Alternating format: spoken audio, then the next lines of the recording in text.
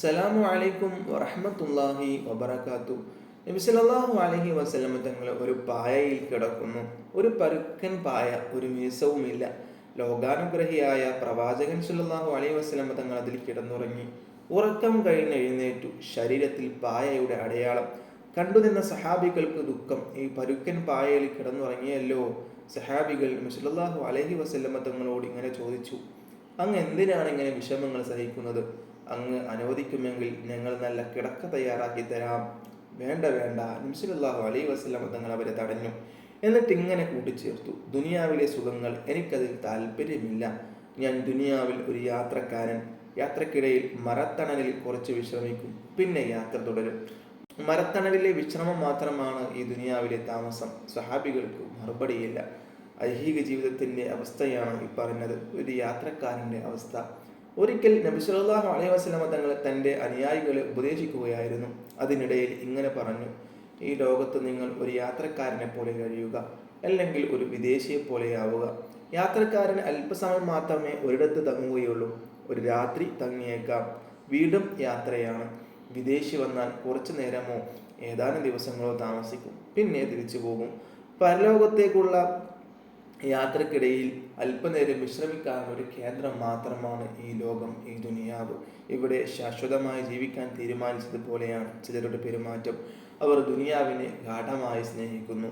ഒരു സത്യവിശ്വാസി അങ്ങനെ ആവാൻ പാടില്ല. ഇനി നമുക്കൊരു സ്വഹാബി വര്യന്റെ കഥ കേൾക്കാം.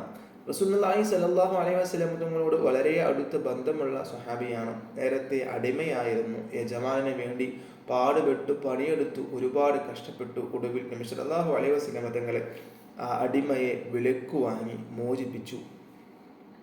നബി സല്ലല്ലാഹു അലൈഹി വസല്ലം തങ്ങളുടെ കരങ്ങളാൽ മോചിതനായ അടിമ, അത് വലിയൊരു ബഹുമതി തന്നെയായിരുന്നു. ഒരിക്കൽ ആ അടിമ തോണിയിൽ സഞ്ചരിക്കാനിടയായി. കുതിച്ചൊഴുകുന്ന വെള്ളത്തിലൂടെ തോണി അതിവേഗം നീങ്ങി. എവിടെയോ തട്ടിക്കാണണം. തോണി പൊളിഞ്ഞു. അകത്ത് വെള്ളം കയറി പലകകൾ പല വഴി ഒഴുകി. ആ അടിമ ഒരു പലകയിൽ പറ്റിപ്പിടിച്ച് കിടന്നു. കൈകൊണ്ട് തുഴഞ്ഞുകൊണ്ടിരുന്നു. വെള്ളത്തിൽ കിടന്നൊരു ജീവൻ മരണ പോരാട്ടം. എങ്ങനെയോ കരക്കണഞ്ഞു. അതൊരു വിജന പ്രദേശമായിരുന്നു. ഒരു മനുഷ്യനെ പോലും കാണാനില്ല. എന്തൊരു ഭീകരത! പെട്ടെന്നൊരു മുരൾച്ച കേട്ടു ഞെട്ടിപ്പോയി. തിരിഞ്ഞു നോക്കി. ഒരു പുലി. അത് തൻ്റെ നേർക്ക് നടന്നു വരികയാണ്. വിശന്നു വലഞ്ഞു വരികയായിരിക്കും. തന്നെ ഇപ്പോൾ കൊന്നു തിന്നും.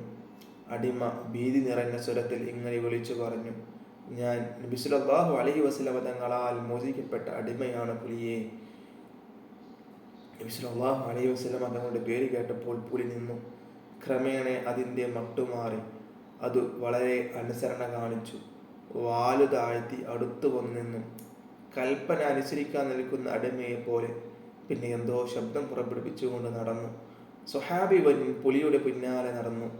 അങ്ങനെ പുലി അദ്ദേഹത്തിന് വഴികാട്ടിയായി നടന്ന് അവരുടെ ജനസഞ്ചാരമുള്ള വഴിയിലെത്തി.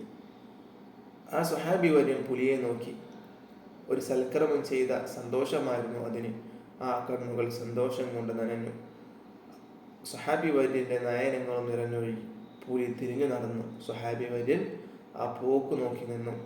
ഹിറാ പ്രദേശം. അവിടെ ഒരു കൂട്ടം ആടുകൾ മേൽ നടക്കുന്നു. ആട്ടിടയൻ അകലെ വിശ്രമിക്കുന്നു. പെട്ടെന്നാണ് കണ്ടത്, ഒരു ചെന്നായ നടന്നു വരുന്നു. ആടിനെ പിടിക്കാൻ വരികയാണ്. ആട്ടിടയൻ ചാടി എണീറ്റു. അപ്പോൾ ചെന്നായ ഇങ്ങനെ പറഞ്ഞു, നീ അള്ളാഹുവിനെ ഭയപ്പെടുന്നില്ലേ? എനിക്ക് നിശ്ചയിച്ച ഭക്ഷണമാണ് ഈ ആട്. ഞാൻ അതിനെ പിടിക്കാൻ വന്നു. നീ എന്നെ തടയുകയാണോ? ആട്ടിടയൻ ഞെട്ടിപ്പോയി. ഒരു ചെന്നായ സംസാരിക്കുന്നു. ഇതെന്ത് അതിശയം! ആട്ടിടയന്റെ അതിശയം കണ്ട ചെന്നായ വീണ്ടും സംസാരിച്ചു, ഇതിലെന്ത് അതിശയം! ഇതിനേക്കാൾ വലിയ അത്ഭുതം ഞാൻ പറഞ്ഞു തരാം. അതെന്താണ്? ആട്ടിടയൻ ചോദിച്ചു.